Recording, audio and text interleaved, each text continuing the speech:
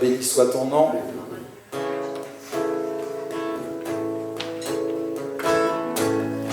Béni soit ton nom, dans le pays de l'abondance, et de provision. Béni soit ton nom. Béni soit ton nom, quand je marche dans le lieu désert, même dans la désolation. Béni soit ton nom.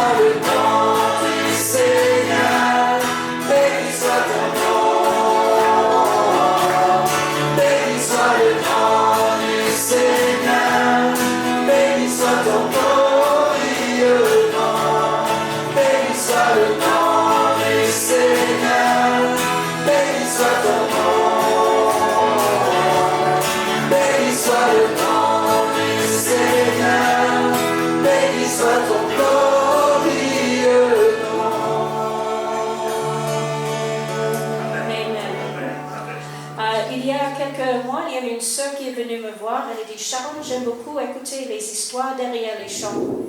Et ce chant-là, c'était écrit par un couple, Matt et Beth Redman. Et Matt, son père, s'est suicidé quand il avait 7 ans. Et puis le couple, ils avaient 3 fausses couches l'un après l'autre. Et puis ils étaient aux États-Unis quand il y avait les attaques terroristes. Et Matt, il a dit, mais Seigneur, où sont les chants qui parlent de la perte, de la tristesse, de la douleur? C'est où? Et le Seigneur a donné ce chant de Job. Le Seigneur donne, il reprend, mais béni soit l'Éternel. Et j'étais très touchée avec ce chant quand Pascal m'a dit on va faire ça. Parce qu'en ce moment, comme je disais dans la première réunion, il y a le moment où on dit pourquoi, je ne comprends pas.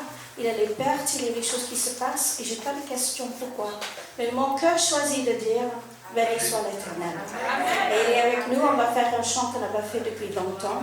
À chaque saison, dans l'orage, à chaque tournant, Dieu, tu es là, même si je ne comprends pas, tu es là.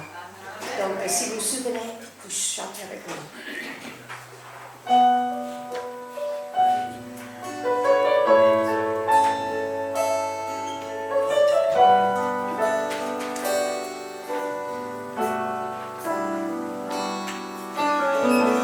À chaque saison, chaque tournant, tu es là.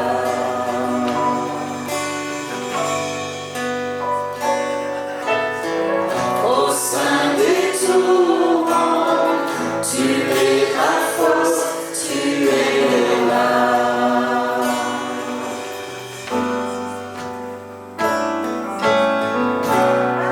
À travers l'orage, ta voix seule est ma paix.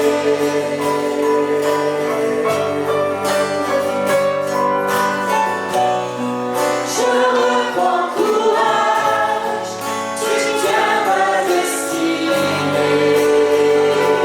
À jamais, je saisis l'espoir, je saisis la grâce. Rien ne me retient, je me livre entre ses mains. Entre de mon âme, à jamais tu es le même. Père, je t'aime, Père, je t'aime.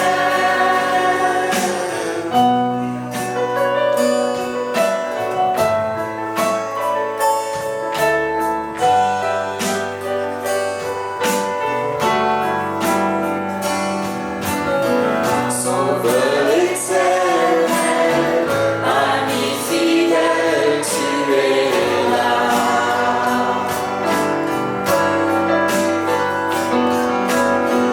Mon tendre Père, les bras ouverts, tu es là.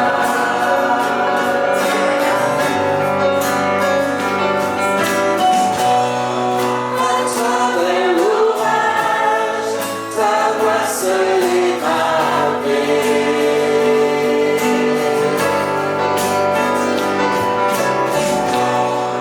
Je reprends courage, tu tiens ma destinée. À jamais, je saisis l'espoir, je saisis la grâce. Rien ne me retient, je me livre entre tes mains. Entre de mon âme, à jamais tu es le même. Père, je t'aime, Père, je t'aime. Non, je n'oublierai pas tes promesses pour moi. N'oubliez de ma foi, j'appuie sur toi. Mon sauveur, mon abri, mon espoir et ma vie. Ton amour me conduit, j'appuie sur toi. Non, je n'oublierai pas tes promesses pour moi. N'oubliez de ma foi, j'appuie sur toi. Mon sauveur, mon abri, mon espoir et ma vie. Ton amour me conduit, je m'appuie sur toi. Je saisis l'espoir, je saisis la grâce. Rien ne me retient, je me livre entre tes mains. Entre de mon âme, à jamais tu es le même. Père, je t'aime, Père, je t'aime.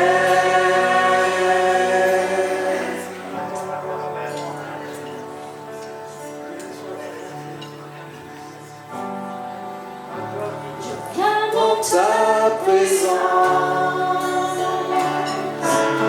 Seigneur,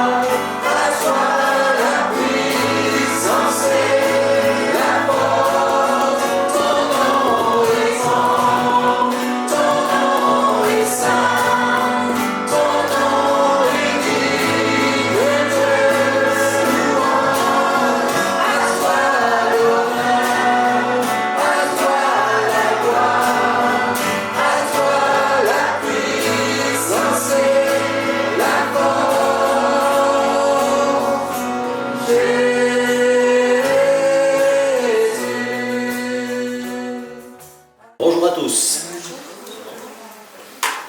Voilà, eh bien nous allons ouvrir la parole de Dieu dans Jacques, chapitre 3, à partir du verset 1er.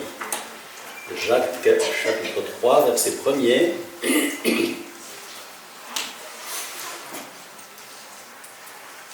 Mes frères, qu'il n'y ait pas parmi vous un grand nombre de personnes qui se mettent à enseigner, car vous savez que nous serons jugés plus sévèrement.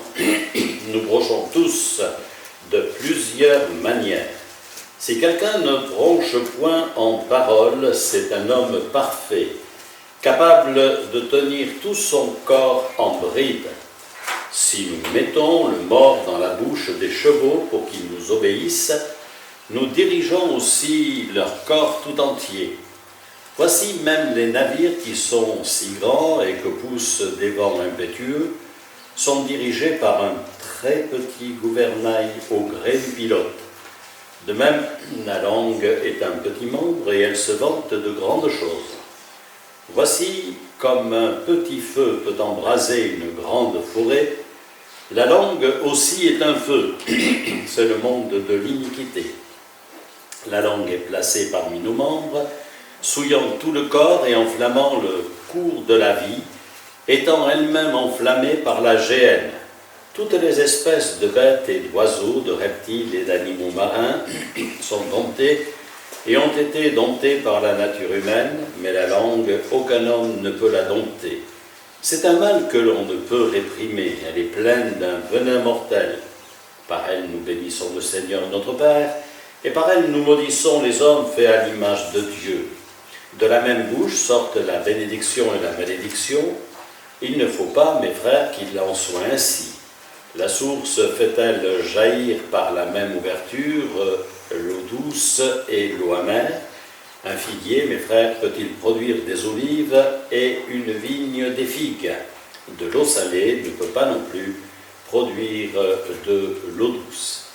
Un autre verset dans le chapitre 4 et au verset 11, « Ne parlez point mal les uns des autres frères, car celui qui parle mal d'un frère ou qui juge son frère parle mal de la loi et juge la loi. » Je voudrais ce matin vous parler au sujet de la modération de l'usage de la parole.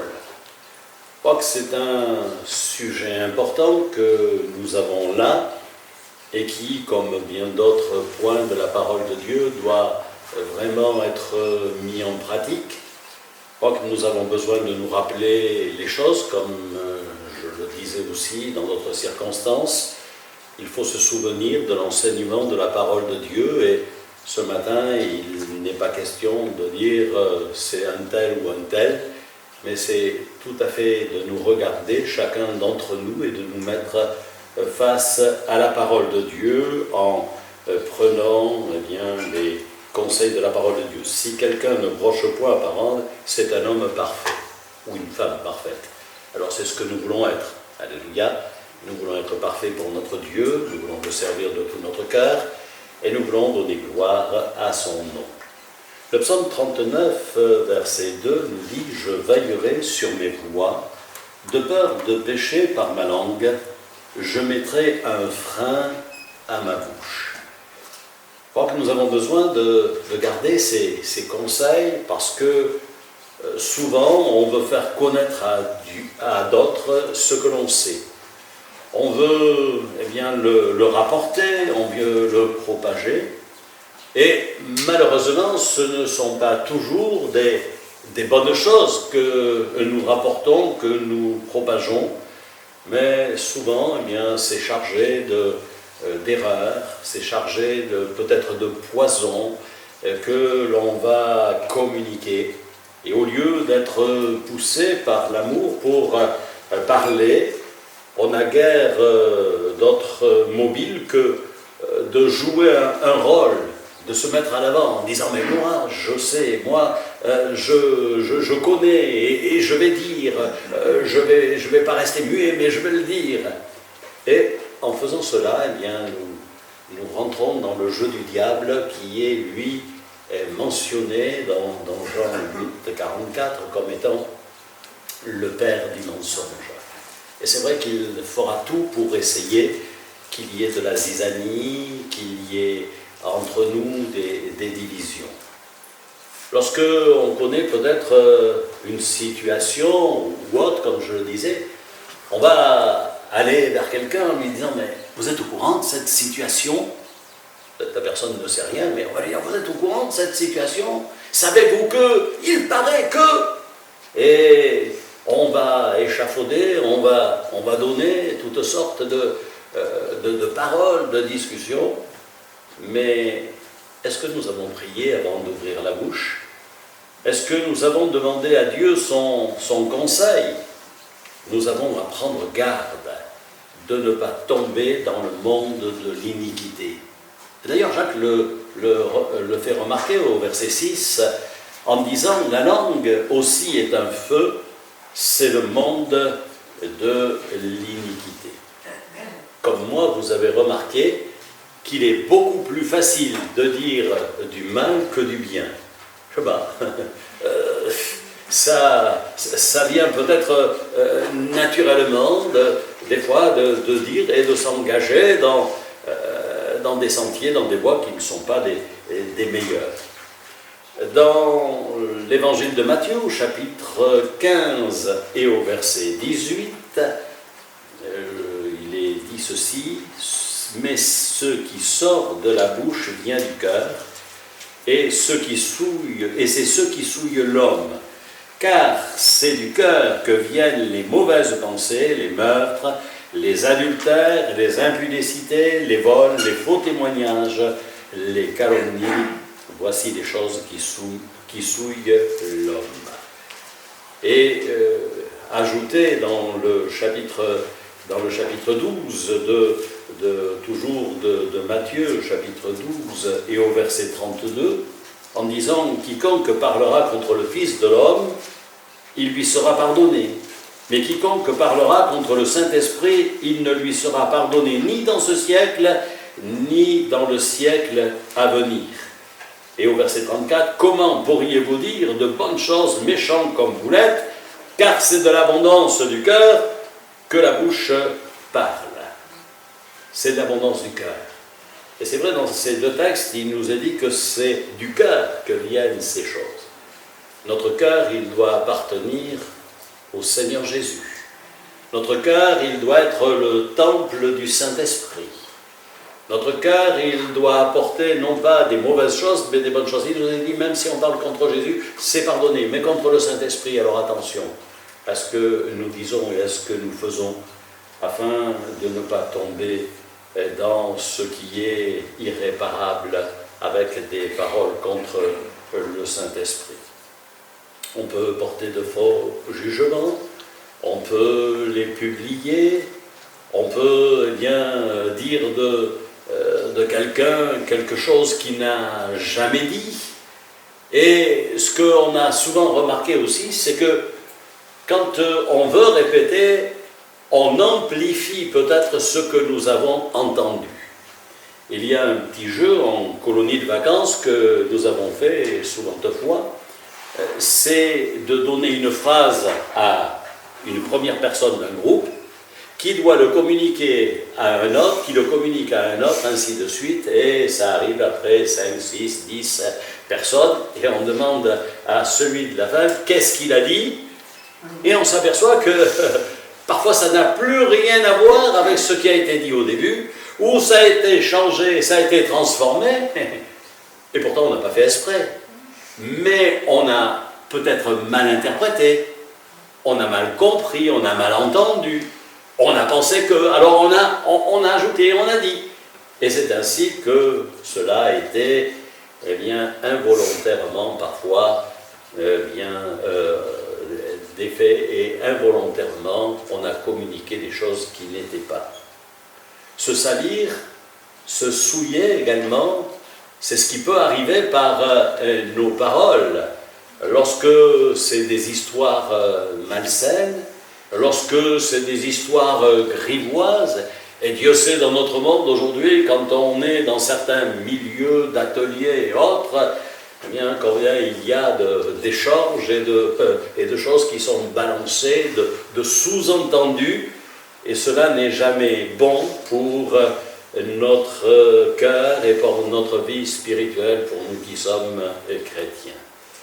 Quand nous lisons ce que dit Paul aux Romains, au chapitre 3 et au verset 13, il dit d'abord au verset 10, selon qu'il est écrit, « Leur gosier est un sépulcre ouvert, ils se servent de leur langue pour tromper, ils ont sous leurs lèvres un venin d'aspi, leur bouche est pleine de malédiction et d'amertume. » C'est là peut-être le reflet de tout ce que nous venons de dire et de tout ce que parfois nous pouvons véhiculer. Attention à la critique que nous pouvons apporter aux paroles que nous pouvons donner, quels que soient les domaines, que ce soit dans le domaine familial, dans le domaine du travail, dans le domaine de l'Église, dans tous les domaines. Faisons attention à ce que nous allons véhiculer.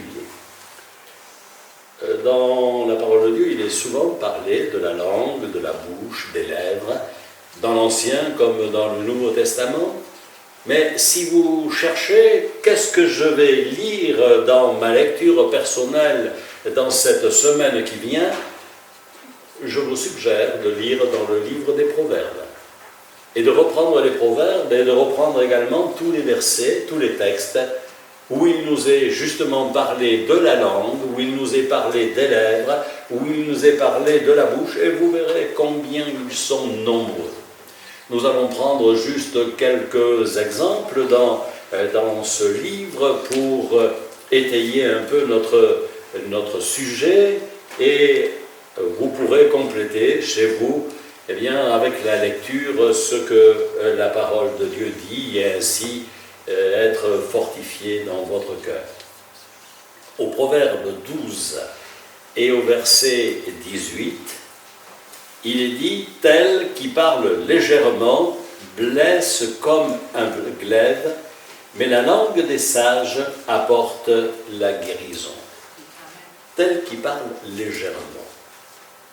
Il est arrivé peut-être parfois que l'on parle légèrement. Et je pense à un exemple, celui de parents ou peut-être d'un patron envers son apprenti ou autre, en disant « Mais tu es un bon à rien, tu ne feras jamais rien, tu es un âne, etc. etc. » Et il y a beaucoup de paroles qui peuvent être dites comme cela.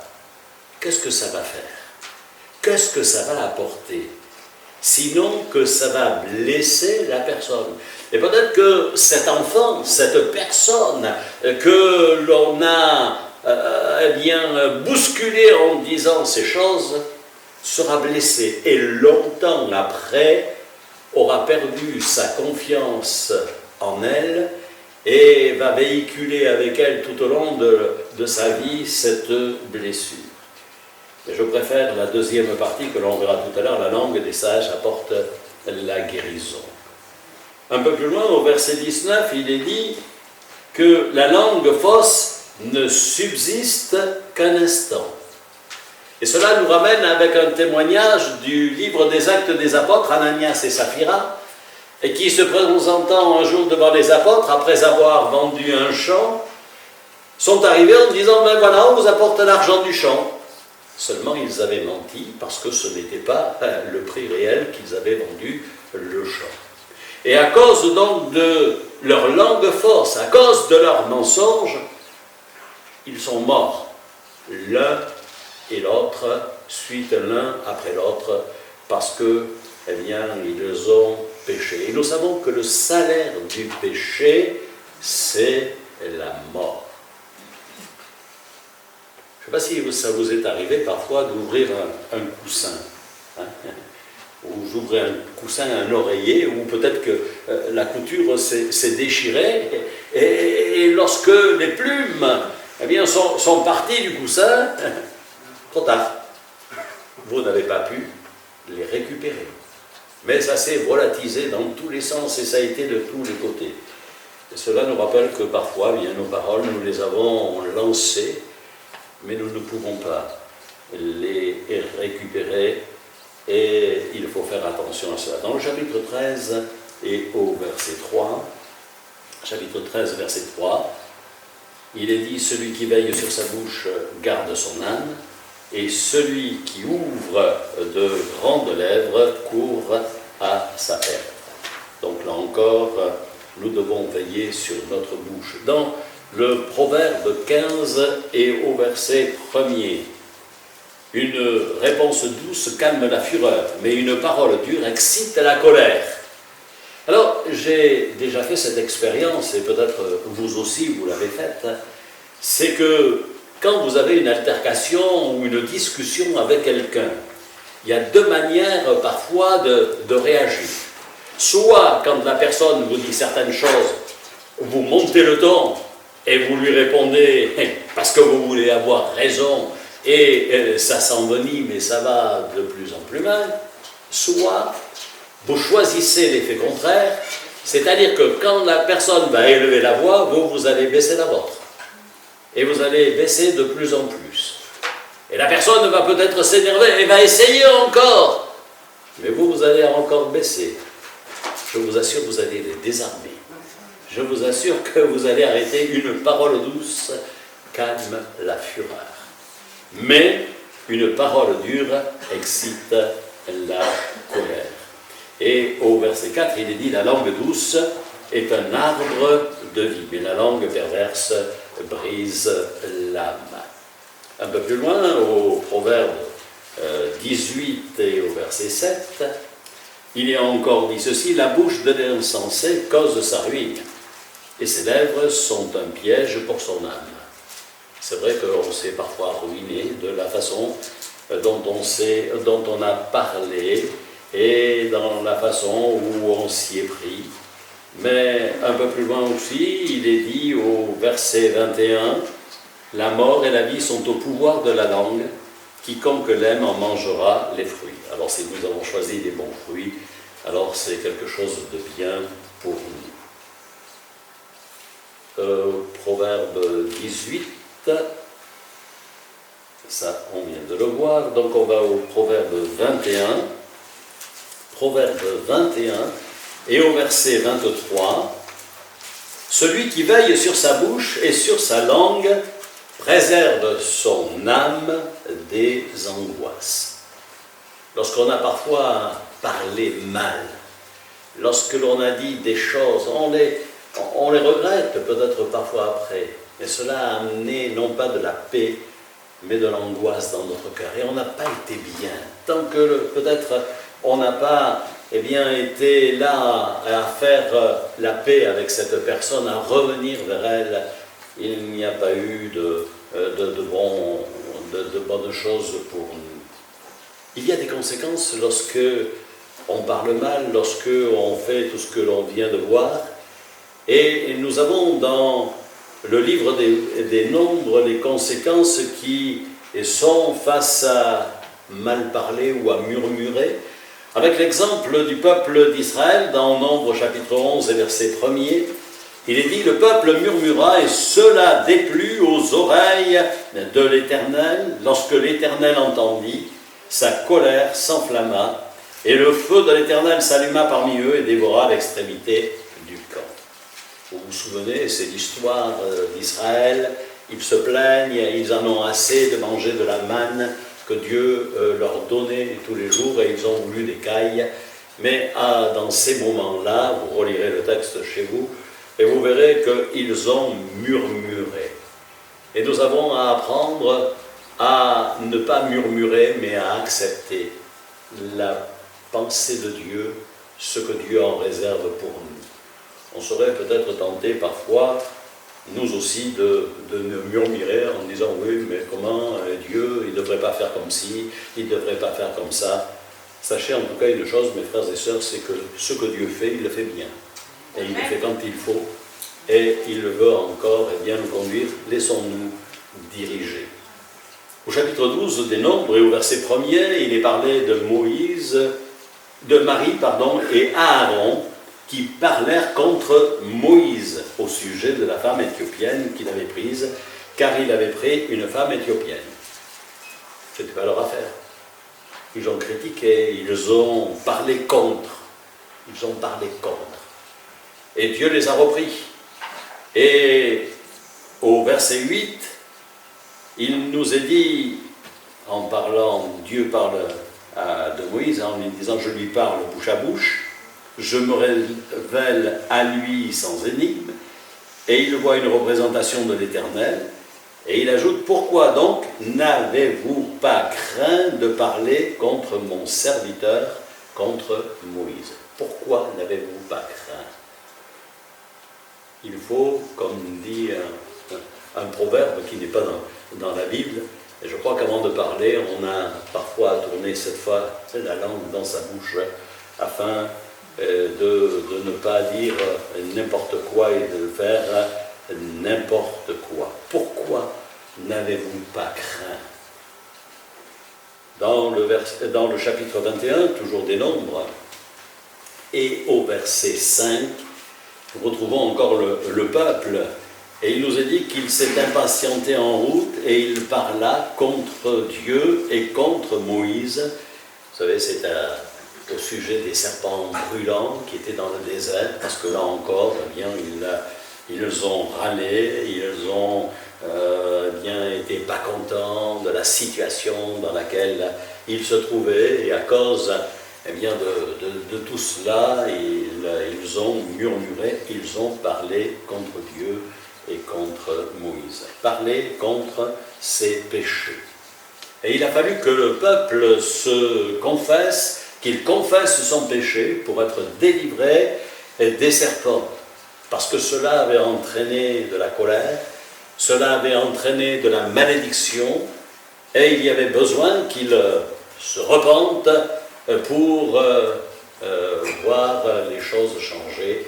Vous savez que Moïse a dû faire un serpent d'airain, et quiconque regardait le serpent d'airain était délivré, mais il fallait le faire. Et cela nous rappelle que ce n'est pas un serpent d'airain, mais c'est une croix qui a été dressée, afin que nous aussi, si nous sommes malheureusement tombés dans un travers de parler contre ou autre, eh bien, que nous puissions régulariser et être délivrés de la chose.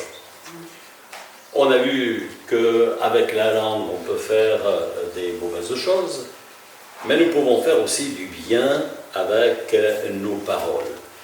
Dans le Proverbe, on revient dans le livre des Proverbes, et au Proverbe 10 et au verset 20, Proverbe 10 et au verset 20, il est dit, la langue du juste est un argent de choix.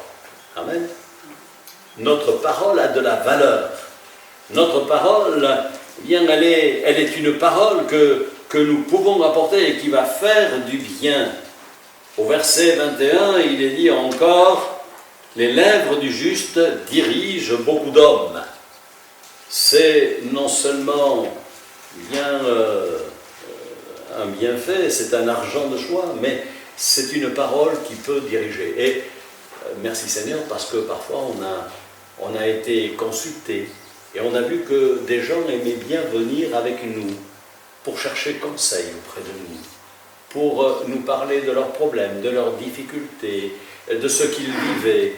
Et ils sont venus chercher, pourquoi? Parce qu'ils ont tout simplement compris qu'on avait dans notre bouche, dans notre cœur, non pas des paroles de condamnation, de réprobation, mais bien des paroles d'amour qui sont là pour leur faire du bien. On a conduit beaucoup d'hommes. Proverbe 12 et au verset 18. Proverbe 12 et au verset 18. La langue des sages apporte la guérison. Amen. Là encore, ça suit ce que nous venons de dire dans notre passage, c'est que la langue va apporter la guérison. Et hommes et femmes aujourd'hui ont besoin de guérison dans leur corps, parce qu'ils ont été meurtris, parce qu'ils ont été malmenés. Et ils ont besoin que quelqu'un vienne leur apporter un baume dans leur cœur. Et combien c'est formidable quand quelqu'un, après qu'on lui ait parlé, nous dit ah ben, merci parce que vous m'avez fait du bien. Merci parce que vous m'avez fait du bien. Je téléphonais à notre sœur Colette qui se trouve en rééducation à Pomponiana et elle était toute contente. Et elle me dit ah c'est formidable frère parce que depuis que je suis hospitalisé, là j'ai pu rendre témoignage, j'ai pu être là utile dans les mains du Seigneur. Et elle dit la kiné qui est venue me voir m'a parlé et puis elle me dit oh vous ne faites pas âgé. Elle lui dit mais vous savez j'ai 83 ans. Oh elle lui dit mais c'est alors parce que vous avez dû avoir une vie assez tranquille. Et Colette de lui répondre si vous connaissiez ma vie et tout ce que j'ai passé dans ma vie, ça n'a pas toujours été de la joie, ça a même été une vie assez dure, difficile, mais je vais vous donner le secret qui fait que je suis comme cela. Elle dit ah bon? Elle dit ben voilà, j'appartiens à Jésus et je marche avec Jésus et voilà ce qui fait que je suis dans cette situation. Et cette kiné lui a dit ah mais que ça fait du bien, que c'est formidable de pouvoir parler avec vous, vous me faites du bien, vous me guérissez quelque part. Elle dit enfin quelqu'un avec qui je vais pouvoir parler de Dieu. Alléluia. Eh oui, soyons toujours des témoins et apportons la guérison tout autour de nous, que le Seigneur soit béni. Au Proverbe 25, on lit encore, Proverbe 25 et au verset 15, Proverbe 25, verset 15, une langue douce peut briser des seaux. Ouais, une langue douce. Par notre façon de parler, nous pouvons être là de ceux qui vont briser la dureté, qui vont briser toutes ces choses. Et puis un autre verset également que j'aime bien et qui se trouve dans le Proverbe 31. Proverbe 31 et au verset 26, et ça concerne les dames. Ça concerne les maîtresses de maison où le roi Lemuel, en faisant des sentences, dit ceci, en parlant de la femme, elle ouvre sa bouche avec sagesse et des instructions aimables sont sur sa langue, elle veille sur tout ce qui se passe dans sa maison, etc., etc. Eh oui.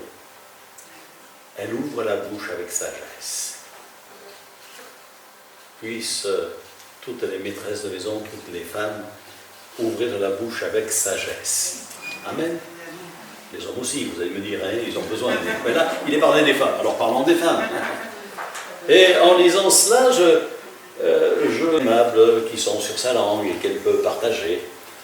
Je pensais aussi dans le temps, lorsque l'on avait plutôt une religion qu'une vie chrétienne et que l'on pratiquait dans les temps anciens et que les gens allaient aux offices, souvent c'était, et ça a souvent été dit, qu'ils y allaient pour voir comment était habillé le voisin.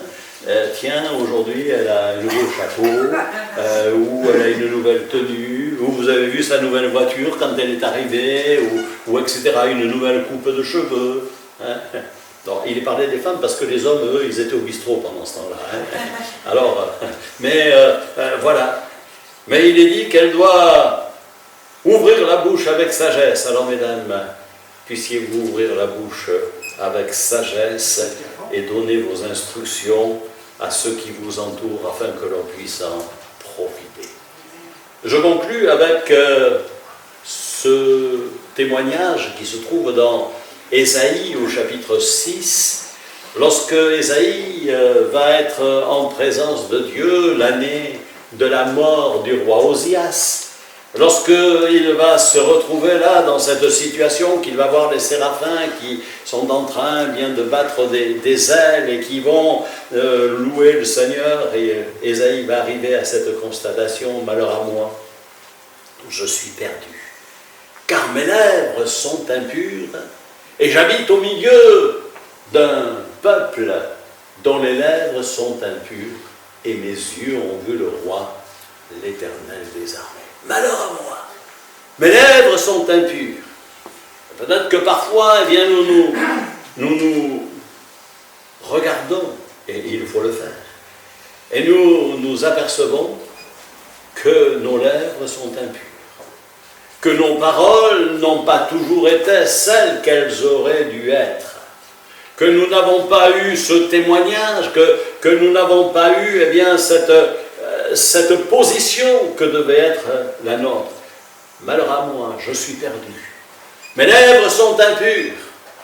Et j'habite au milieu d'un peuple qui est impur, parce que quand nous sommes dans ce monde où nous vivons, ce n'est pas un monde de pureté, mais bien d'impureté, et que de choses qui sont là pour souiller nos oreilles, pour souiller nos yeux, etc. Mais nous voulons néanmoins eh bien, nous placer devant le Seigneur ce matin, et chacun parle pour lui-même. Il ne parle pas pour son voisin, il ne parle pas en disant « je pense à quelqu'un d'autre », mais que chacun de nous puissions faire le point avec le Seigneur.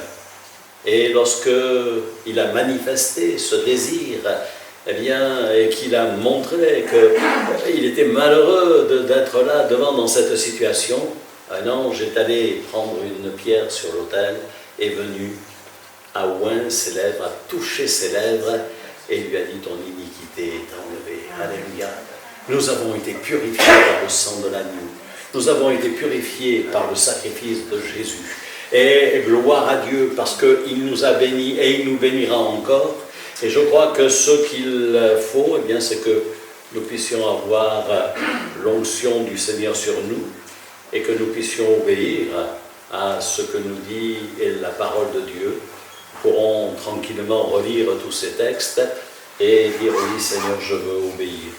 Ne parlez pas mal les uns des autres, dira-t-il Jacques encore, ne parlez pas mal les uns des autres, mais puissions-nous nous bénir les uns les autres, puissions-nous eh bien, nous faire du bien les uns les autres par nos paroles, afin que lorsque nous nous sommes retrouvés, peut-être après un temps passé ensemble, après peut-être une réunion où on a pris le thé, où on s'est rencontrés, eh bien on puisse sortir de ces moments édifiés, parce qu'on s'est dit des bonnes choses, parce qu'on a loué le Seigneur avec une bouche, parce qu'avec cette bouche on peut dire des mauvaises choses, mais on peut tellement dire des bonnes.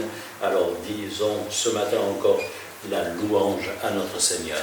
Amen. Amen. Merci Seigneur, parce que ce matin tu parles à nos cœurs, tu parles à mon cœur.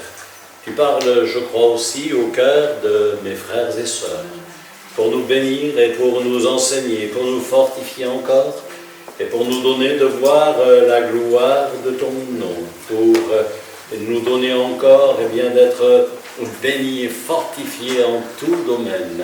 Seigneur, à toi soit toute la gloire. Merci de nous bénir, merci de nous renouveler, merci d'être avec nous. Gloire, honneur et louange te soient rendus, cher Sauveur. Bénis-nous encore et fais-nous du bien et donne-nous d'aller de progrès en progrès et de victoire en victoire. Amen.